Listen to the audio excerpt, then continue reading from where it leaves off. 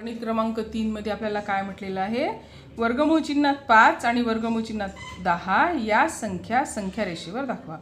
आता सर्वात पहिले आपल्याला ह्या संख्यांचं आपल्याला कशा पद्धतीने दाखवायचं हे समजून घ्यायचं आहे। बघा, आता मी या ठिकाणी एक रेषा काढली, समजा ठीक आहे, अशी काढते।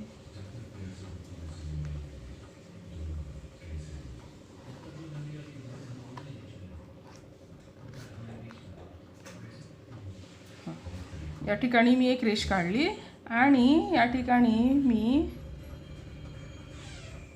बघा इथे 2 वर डॉट केला, 4 वर केला, 6 वर केला, 8 वर केला, 10 वर केला, 12 वर केला। ठीक आहे, आता मी या ठिकाणी या 2 मधलं अंतर किती आहे, 2 आणि 4 मधलं तर 2 सेंटीमीटर आहे। ठीक आहे, तर अशीच एक मी या ठिकाणी एक उभी रेष काढत आहे 2 सेंटीमीटर वाली। हे बघा इथे इथला डॉट इथे 2 पर्यंत घेतलं अंतर, या ठिकाणी 2। ठीक आहे, हे 2 अंतर आहे, हे अंतर 2 सेंटीमीटर आहे, हे अंतर 2 सेंटीमीटर आहे। म्हणजेच यांच्यामधलं अंतर कसं आहे, या दोघांमधलं अंतर सारखं आहे। ठीक आहे, परंतु आता या ठिकाणी आपण इथे घेणार 0। म्हणजे मी 2-2 सेंटीमीटरचं अंतर घेतलेलं आहे, म्हणजे इथून इथपर्यंत एक घर झालं, 2 सेंटीमीटरचं एक घर झालं, इथून इथे दुसरं घर झालं, हे झालं तिसरं घर, हे झालं चौथं घर, हे झालं 5वं। म्हणजे हे एक घटक एकक झाला, हे 2 एकक, हे 3 एकक, हे 4 एकक, हे 5 एकक। ॲक्च्युली आपण मोजून याच्यासाठी घेतलं की आपल्याला हे माहिती पाहिजे की हे 2-2 सेंटीमीटर आहे म्हणून। ठीक आहे, आता समजायचं आहे आता आपल्याला या ठिकाणी हे पूर्ण जे अंतर आहे हे एक एकक आहे, समजायचं आहे। 2 सेंटीमीटर आहे आपल्याला माहिती आहे, पण मी हे फक्त कशासाठी घेतलं 2-2 सेंटीमीटर, कारण की ही उभी रेष आपल्याला 2 सेंटीमीटर काढायची होती, म्हणून आपण हे या ठिकाणी समजण्यासाठी घेतलं। परंतु आपण हे अंतर एक एकक घेतलं तर हे अंतर सुद्धा काय असेल, एकच एकक असेल, कारण की हे आणि हे अंतर सारखं आहे, एक एकक। ठीक आहे, आता याची आपण एक त्रिज्या काढली, ही त्रिज्या काढली, या ठिकाणावरून या ठिकाणापर्यंत जोडली, तर या त्रिज्येचं माप किती असेल, या त्रिज्येचं माप बघा। आता या ठिकाणी काटकोन आहे, कारण की आपण ही उभी रेष लंब टाकलेली आहे। आता काटकोन जर असेल या ठिकाणी तर आपल्याला पायथागोरसच्या सिद्धांतावरून कर्ण काढता येतो। मग आपण काय घेणार, कर्णाचा वर्ग बरोबर 1 वर्ग अधिक 2 वर्ग, आपलं सूत्र आहे ना, किंवा 1 वर्ग अधिक 2 वर्ग। आता एक बाजूचा वर्ग, दुसऱ्या बाजूचा वर्ग, पहिली बाजू आपली किती आहे, 1 चा वर्ग, दुसरी बाजू किती आहे, 1, ही 1 आहे, ही पण 1 आहे, 1 चा वर्ग 1 चा वर्ग किती आलं, 1 अधिक 1, 1 चा वर्ग 1, 1 चा वर्ग 1, 1 आणि 1 किती झालं, 2। हे काय, ही किंमत कोणाची झाली, कर्णाचा वर्ग। आता मी या ठिकाणी कर्णाचा वर्गाचं याचं वर्गमूळ घेतलं तर काय येईल, कर्ण, आणि 2चं वर्गमूळ निघते का, नाही, म्हणून वर्गमूळ चिन्हामध्ये 2 घेतले। हे समजलं असेल तर आता आपल्याला पुढे जाता येते। बघा, आता कर्ण किती आला, हा इथून इथपर्यंत वर्गमूळ चिन्हामध्ये 2। आता या त्रिकोणाचा हा झाला कर्ण, त्रिकोणाचा काय झाला, कर्ण। परंतु जर मी चॉकमध्ये मी काय करते आहे, या ठिकाणी चॉकमध्ये अंतर घेत आहे, या ठिकाणापासून ते या ठिकाणापर्यंत 0 पासून घेतलं तर हे, आता हे चॉकमधलं जे अंतर मी घेतलेलं आहे मोजून, हे अंतर किती आहे, वर्गमूळ चिन्हामध्ये 2। ठीक आहे, आता या वर्गमूळ चिन्हामध्ये 2 जर आपण चॉकमध्ये अंतर घेतो आहोत तर ती काय झाली, त्या वर्तुळाची त्रिज्या, हे काय झालं, वर्तुळाची त्रिज्या।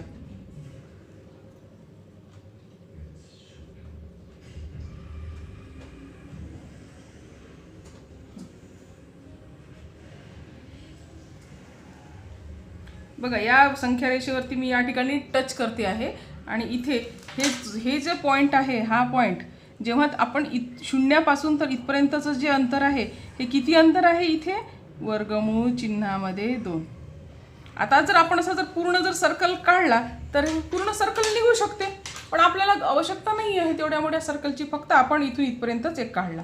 ठीक आहे, इथून इथपर्यंतचं अंतर किती आहे, वर्गमूळ चिन्हामध्ये 2। आता मी या वर्गमूळ चिन्हामध्ये 2 पासून तर पुन्हा एक आपला जो एकक जे अंतर होतं तेवढंच अंतर घेणार मी. बघा आता मी कोणतं अंतर घेते आहे. इथून पहा वर्गमूळ चिन्हामध्ये 2 आणि इथे घेतलं आहे अंतर पुन्हा हे या ठिकाणी लंब. आता हे जी उभी जी रेषा आहे किती आहे 1 एकक आणि शून्यापासून तर हे अंतर किती आहे वर्गमूळ चिन्हामध्ये 2. तर याची त्रिज्या किती असेल,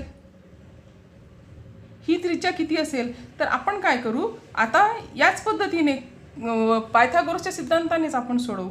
ठीक आहे. मग काय घेऊ कर्णाचा वर्ग बरोबर 1 बा वर्ग अधिक 2 बा वर्ग.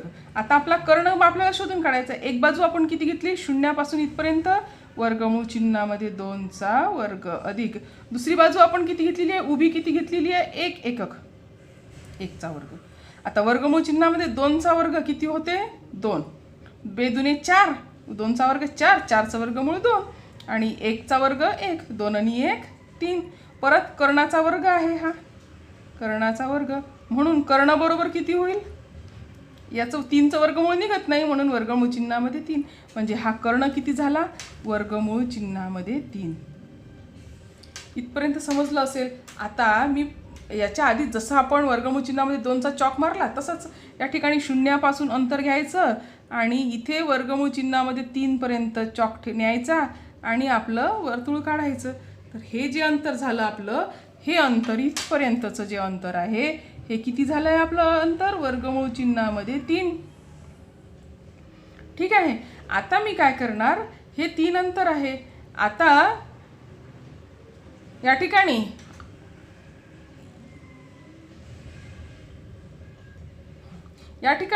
आता मी घेणार पहिली एक बाजू घेणार वर्गमूळ चिन्हामध्ये 3 आणि एक बाजू घेणार वर्गमूळ चिन्हामध्ये 2 एवढं अंतर मोजून घेणार. बघा आता आपण एवढं अंतर मोजून घेऊ. किती आहे बघा यापासून शून्यापासून तर याचं अंतर रेषा जर आपण मोजून घेतल्या कुठे कशासाठी वर्गमूळ चिन्हामध्ये 2 साठी तर किती येऊन राहिल्या रेषा 2च्या पुढे 5 6 7 8 आणि 9. ठीक आहे 9 रेषा 9वी रेषा घेऊ आपण म्हणजेच 3ला 1 कमी. या ठिकाणी बघा 3ला 1 कमी कुठे घेतलं मी वर्गमूळ चिन्हामध्ये 3च्या जवळ 3ला 1 रेषा कमी म्हणजे 9च्या जवळपास घेतलं मी. ठीक आहे. या ठिकाणी कुठपर्यंत घेणार या शून्यापर्यंत अंतर घेणार. आता ही जी उभी रेषा आपण किती घेतलेली आहे वर्गमूळ चिन्हामध्ये 2 आणि आडवी रेषा आपली किती आहे वर्गमूळ चिन्हामध्ये 3 आणि या ठिकाणी आपण काय करणार आहोत हे परत शून्याजवळ जोडणार आहोत. आता आपला कर्ण किती झाला ठीक आहे की नाही. तर मग आता पुन्हा तोच फॉर्म्युला आपला कर्णाचा वर्ग बरोबर 1 बा वर्ग अधिक 2 बा वर्ग. कर्ण आपला काढायचा आपल्याला शोधून. एक बाजू आपण घेतली वर्गमूळ चिन्हामध्ये 3चा वर्ग आणि दुसरी बाजू घेतली आपण अंतर घेतलं आहे वर्गमूळ चिन्हामध्ये 2चा वर्ग.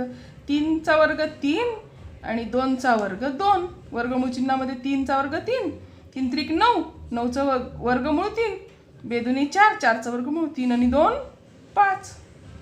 आता 5चं हे काय झालं कर्णाचा वर्ग म्हणून कर्ण बरोबर काय होईल याचं वर्गमूळ म्हणजेच वर्गमूळ चिन्हामध्ये 5 म्हणजे कर्ण किती झाला वर्गमूळ चिन्हामध्ये 5. ही किंमत झाली वर्गमूळ चिन्हामध्ये 5. बघा आपली पहिली किंमत निघाली आहे या ठिकाणी वर्गमूळ चिन्हामध्ये 5. आता आपण काय करणार याचा चॉक मारायचा आहे. बघा शून्याजवळ घेणार लोखंडी टोक आणि या इथे अंतर घेणार मोजून आणि अशा प्रकारचा चॉक मारणार. तर हे जे अंतर झालेलं आहे या ठिकाणी संख्या रेषेवर आपण कोणतं अंतर दाखवलेलं आहे वर्गमूळ चिन्हामध्ये 5. हे पहिलं अंतर झालं आता आपलं. आता बघा आपल्याला 10 दाखवायचं आहे तर याच प्रकारे आपल्याला घ्यावं लागेल वर्गमूळ चिन्हामधले 5चं अंतर घ्यावं लागेल. इथून इतकं 5 घेणार आपण वर्गमूळ चिन्हामध्ये 5 आणि उभी रेषा सुद्धा आपण किती घेणार वर्गमूळ चिन्हात 5 म्हणजेच हे आपण अंतर मोजून घ्यायचं इतकं. ठीक आहे. बघा किती आहे अंतर हे 4च्या पुढे 5वी आणि 6वी रेष 6वी आणि 7वीच्या मधात आहे. ठीक आहे. कितीच्या पुढे एक जस्ट मिनिट 4च्या पुढे 4च्या पुढे ही झाली, 4च्या पुढे ही झाली 5वी, 6वी आणि 7वी रेष. 7वीच्या मधात होतो, अशा टाईपचं घेऊ आपण. ठीक आहे, इथे घेऊ आणि इथे 0 आहे आपला, अशा प्रकारे. आता ही रेषा जोडली आपण या ठिकाणी, 0ला जोडली. आता इथून इथपर्यंत अंतर वर्गमूळ चिन्हात 5 आणि हे पण आपण घेतलं वर्गमूळ चिन्हामध्ये 5. आता आपला कर्ण किती असेल याच पद्धतीने काढूया आपण. इथे काढते मी साईडला, म्हणजे तुम्हाला कळेल लगेच. कर्णाचा वर्ग बरोबर 1 बा वर्ग अधिक 2 बा वर्ग. एक बाजू आपली वर्गमूळ चिन्हात 5चा वर्ग, दुसरी बाजू सुद्धा वर्गमूळ चिन्हामध्ये 5चा वर्ग. याचा वर्ग 5 5 25, 25चं वर्गमूळ 5, याचं पण वर्गमूळ 25चं वर्गमूळ 5, 5 आणि 5 10. हे झाली कर्णाचा वर्ग. म्हणून कर्ण बरोबर किती असेल? कर्ण बरोबर वर्गमूळ चिन्हामध्ये 10. म्हणजे आपला हा कर्ण किती आहे? वर्गमूळ चिन्हामध्ये 10. आता हे जर चॉकमध्ये अंतर घेतलं तर मी याचा पण आपल्याला दाखवता येईल. वर्गमूळ चिन्हामध्ये 10 या ठिकाणी.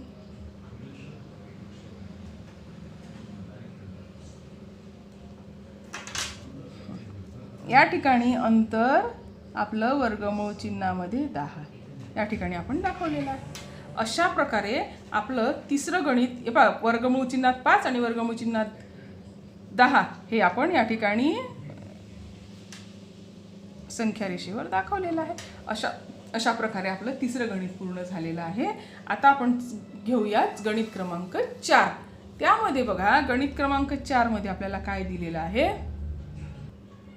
बघा. आता आपल्याला गणित क्रमांक 4 मध्ये काय दिलेलं आहे तर गणित क्रमांक 4 मध्ये खाली दिलेल्या संख्यांच्या दरम्यानच्या कोणत्याही 3 परिमेय संख्या लिहा. आता कोणत्याही लिहायच्या आहे असं त्यांनी ठरवून सांगितलेलं नाही आहे की ही लिहा ती लिहा कोणती लिहा. आता आपल्याजवळ 2 मेथड आहे, त्याच्यापैकी जी सोपी तुम्हाला वाटते ती तुम्ही करायची आहे. बघा आता सगळ्यात पहिली मेथड मी याच्यात सांगते, दुसरी मेथड मी याच्यात सांगते, किंवा एकाच गणितात 2 मेथड सांगते. ठीक आहे. 0.03 आणि 0.5 पहिली मेथड पाहू आपण, जी आपल्याला पुस्तकामध्ये किंवा याच्यात सांगितलेली आहे. पहिलं आहे 0.3 आणि -0.5. आता या ठिकाणी काय करायचं आहे, या दोन संख्यांची बेरीज करायची आणि भागीला 2 करायचं, म्हणजे या दोघांच्या मधातली संख्या निघते. जसं की आता समजा आपल्याला एखादी संख्या सांगितलेली आहे, समजा 3 आहे कॉमा आणि 5 दिलेली आहे. आपल्याला म्हटलं 3 आणि 5च्या दरम्यानची संख्या काढा, मधातली संख्या काढा. तर आपण काय करणार, 3 अधिक 5 भागीला 2 मधली संख्या जर काढायची असेल, 3 आणि 5 आणि 3 8 भागीला 2 बे 1 बे बे चोक 8 म्हणजे मधली संख्या कोणती आहे 4. काय केलं आपण, 2 संख्यांची बेरीज भागीला 2. या ठिकाणी तसंच करायचं आहे बघा. 0.3 अधिक -0.5 भागीला 2. आता बघा या दोघांची बेरीज केली तर काय होईल, मध्ये वजा चिन्ह येईल. हे दोघं चिन्ह आहे तर 0.3 वजा अधिक वजा आहे तर इथे वजा येईल 0.5 भागीला 2. आता इथे बाजूला करू आपण वजाबाकी. 0.3 आणि 0.5 घ्या, पहिली मोठी संख्या 0.5 वजा 0.3. 5तून 3 गेले 2 राहिले 0.2. मोठ्या संख्येचं चिन्ह, मोठ्या संख्येला ऋण चिन्ह आहे म्हणून उत्तर काय येईल आपलं, 5तून 3 गेले 2 राहिले 0.2. ही झाली आपली पहिली संख्या. ठीक आहे, ही झाली 0.2 वजाबाकी झाली भागीला 2. बे 1 बे बे 1 बे म्हणजेच उत्तर काय येईल आपलं 0.1. ही काय झाली, या दोघांच्या मधातली संख्या झाली. ठीक आहे. आता या दोघांच्या मधातली संख्या झाली तर आपल्याला आणखीन काढायची आहे 2. तर ही पहिली संख्या झाली. तर आता पहिली संख्या आणि ही संख्या घेणार आणि नंतर मग ही संख्या आणि ही संख्या घेणार, यांच्या मधातल्या संख्या निघतील. आता तर काय होईल मग, आता दुसरी संख्या काढण्यासाठी 0.3 अधिक 0.1 भागीला 2 किती होईल, 3 आणि 1 4 म्हणजे 0.4. सरळ बेरी धनसंख्या. जस्ट मिनिट, इथे मोठ्या संख्येचं चिन्ह दिलं होतं आपण, इथे मोठ्या संख्ये म्हणजे इथे उत्तर वजा येईल. इथे पण वजा येईल म्हणजे 4 नाही येणार. 3तून 1 गेला 2 राहिले 0.2 भागीला 2 बे एक बे बे एक बे. आता धन 2 येईल कारण की 3 मोठा आहे. आता आपलं उत्तर आलं 0.1 धन 1 आलं. आता हे धन 1 आणि पुन्हा ऋण 5 यांच्या मधातली घेऊ वाटल्यास आपण, किंवा ही ऋण आणि ही ऋण याच्यातही घेतली तरी चालते, कोणती घेतली तरी चालते. मग आता आपण घेऊ वाटल्यास तर वजा 0.1 अधिक वजा 0.5 भागीला 2. वजा 0.1 वजा 0.5 भागीला 2. आता वजा वजा आहे तर चिन्ह वजा येईल आणि संख्यांची बेरीज होईल. 0.6 भागीला 2 बे एक बे बे त्रिक 6 म्हणजेच उत्तर येईल बरोबर वजा 0.3. मग आता आपण ह्या काय काढल्या, सगळ्या मधातल्या संख्या काढल्या. आपल्याला मधातल्या किती संख्या काढायला सांगितल्या होत्या, दरम्यानच्या 3 संख्या काढायला सांगितल्या होत्या. ठीक आहे, तर ही घेतली आपण पहिल्या, ही आणि ही या दोघांच्या मधातली काढली आपण ही, आणि मग इथे कोणती घेतली वजा, या दोघांच्या मधातली ही आहे. ठीक आहे, 0.3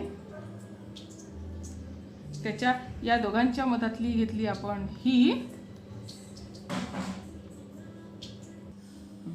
या ठिकाणी वाटल्यास आपल्याला समजण्यासाठी आपण लिहून घेऊ, ही कोणाच्या मधातली काढली, या दोघांच्या मधातली, म्हणजे कोणाच्या 0.3 कॉमा वजा 0.1 कॉमा वजा 0.5. आता इथे कोणत्या घेतल्या आपण, ही वजा 0.1 आणि 3 या 2 घेतल्या, यांच्या मधातली काढली तर यांच्या मधात लिहावं लागेल ही किंमत. इथे काय येईल मग 0.3 कॉमा 0.1 कॉमा वजा 0.1 कॉमा वजा 0.5. इथे कोणत्या घातल्या, ही वजा 0.1 आणि वजा 0 या दोघांच्या मधातली काढली तर इथे येईल आता उत्तर. म्हणजेच आपली किंमत काय येईल, वजा 0.3 0.1 वजा 0.1 नंतर येईल वजा 0.3 कॉमा वजा 0.5.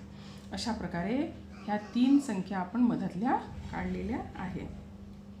आता दुसरी जी मेथड आहे ती थोडी सोपी आहे, परंतु पहा तुम्हाला किती समजते तर बघूया आपण.